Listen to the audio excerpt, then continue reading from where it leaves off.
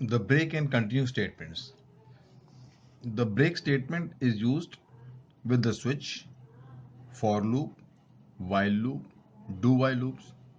When the break is executed, it will terminate the current block in which it is written and will execute the statements written after the block.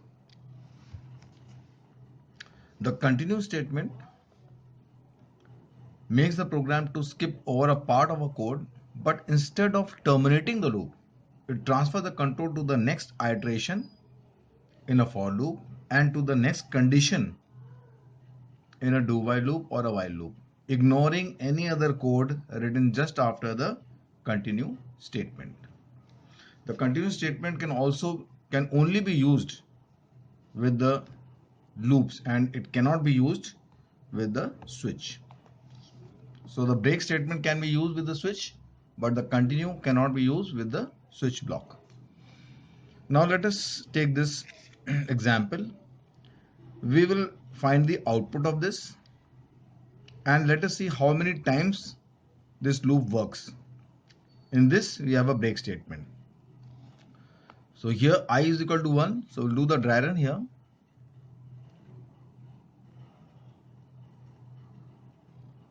The value of I is 1. I is less than 5, true. So whenever the condition is true, I will put a tick here and afterwards I will just count the number of ticks to know how many times the loop is executed. Then this is true. We'll check the condition. I is equal to 3. This is false because I is 1. Then it will print I. That is 1 is printed. From this point the control goes up to the updation part and now the value of I becomes 2. After this it will check the condition. 2 is less than equal to 5, true, put a tick. 2 is equal to 3, false, control goes down and it will print the value of I, that is 2. From this point again the control goes up, the value of I becomes 3. 3 is less than equal to 5, true, put a tick. 3 is equal to 3, true, and now break is executed, it will terminate the for loop and the control comes out of this block. Now we will see that the output for this is 1 and 2 only and the loop runs for 3 times. Now let's see this example in which we have a continue statement. I is equal to 1, I less than 5, true. Now I is greater than equal to 2 and I is less than equal to 4, means we will check whether the value of I is within the range of 2 and 4. Whenever the value of I is between 2 and 4, the control will transfer to the next iteration, ignoring the statement written after it.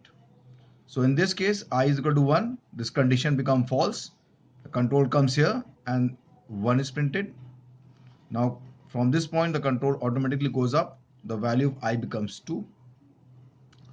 2 is less than equal to 5, true, put a tick.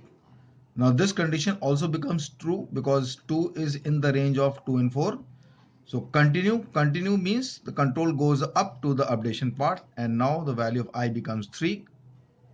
3 less than equal to 5, true. Again the control comes here. Now 3 again is in between 2 and 4. So again continue, ignoring this statement. Now the value of I becomes 4. 4 is less than equal to 5, true. Put a tick here.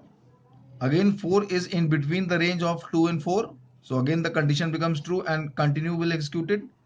Continue will execute. The control goes up again to the next iteration, ignoring the statement written after it. So now the value of I becomes 5. 5 less than equal to 5, true. Put a tick here.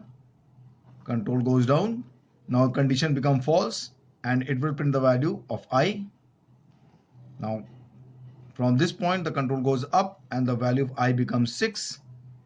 6 is less than equal to 5, false, and the loop ends. So we see that the output is 1 and 5 and the loop runs for 1, 2, 3, 4 and 5 times. So here due to continue the loop will go on up till the end. Now consider one more example. We have a while loop. In this while loop, we have a break statement and continue statement both. The loop will terminate if this condition becomes false or if this condition becomes true, because we have a break statement here. And this condition here checks whether the value of I is even or not. If it is even, the control will go up to the while condition, ignoring the statement. Means it will not let you print the even numbers. Now let us see the dry run and number of times and the output. The value of I is 0. 0 less than equal to 10 true, put a tick. I plus plus, value I becomes 1. 1 is equal to 5, false. 1 mod 2 is equal to 0. This is also false because it is only checking for even numbers. So the control comes here and the 1 is printed. From this point, control goes up again. 1 is less than equal to 10, true. I plus plus becomes 2. 2 is equal to 5, false. 2 modulus 2 is equal to 0, true. So because of this continue, the control goes up and will ignore this statement. So 2 is not printed here. Now 2 is less than equal to 10, true, put a tick. I plus plus becomes 3. 3 is equal to 5, false. 3 is even, no, false. So it will print the value of 3 and control goes up again. 3 less than equal to 10, true. I plus plus becomes 4.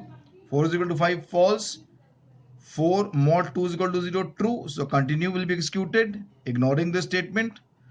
4 less than equal to 10, true. I plus plus becomes 5. 5 is equal to 5, true, break. So the control will be transferred outside the while block, terminating it. So we see that the output is 1 and 3 and the loop is executed for 5 number of times. So this is how we see the working of break and continue in a for and a while loop.